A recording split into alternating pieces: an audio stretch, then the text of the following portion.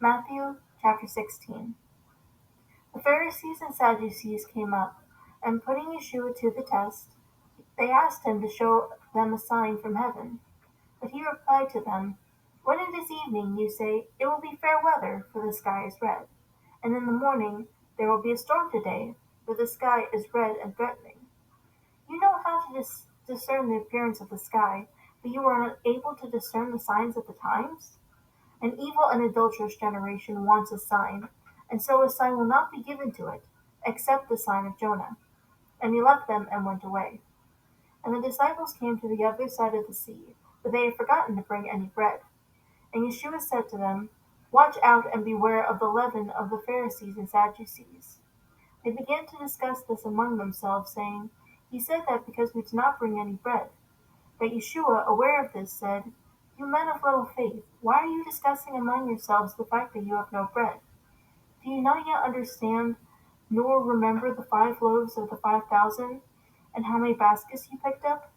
Nor the 7 loaves of the 4,000, and how many large baskets you picked up? How is it that you do not understand that I did not speak to you about bread? But beware of the leaven of the Pharisees and Sadducees." Then they understood that he did not say, "Beware of the leaven of bread," but of the teaching of the Pharisees and Sadducees. Now when Yeshua came into the region of Caesarea Philippi, he was asking his disciples, "Who do the people say that the Son of Man is?" And they said, "Some say John the Baptist, and others Elijah, and still others Jeremiah or one of the other prophets." He said to them, "But who do you yourselves say that I am?" Simon Peter answered, "You are the Messiah, the Son of the living Elohim." And Yeshua said to him, "Blessed are you, Simon Bar-Jonah, because flesh and blood did not reveal this to you, but my Father who is in heaven. And I also say to you that you are Peter, and upon this rock I will build my church, and the gates of Hades will not overpower it. I will give you the keys of the kingdom of heaven, and whatever you bind on earth shall have been bound in heaven, and whatever you loose on earth shall have been loosed in heaven."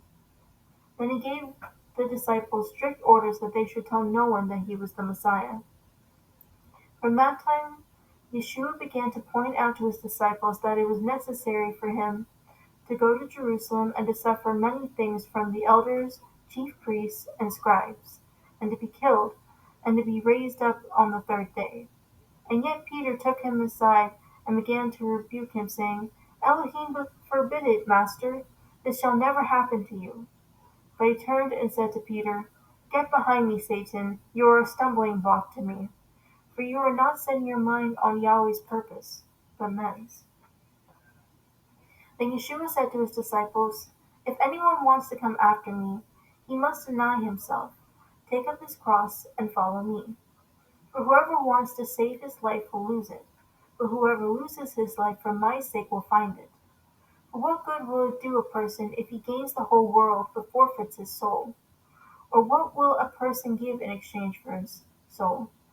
For the Son of Man is going to come in the glory of his Father with his angels, and will then repay every person according to his deeds. Truly, I say to you, that there are some of those who are standing here who will not taste death until they see the Son of Man coming in his kingdom."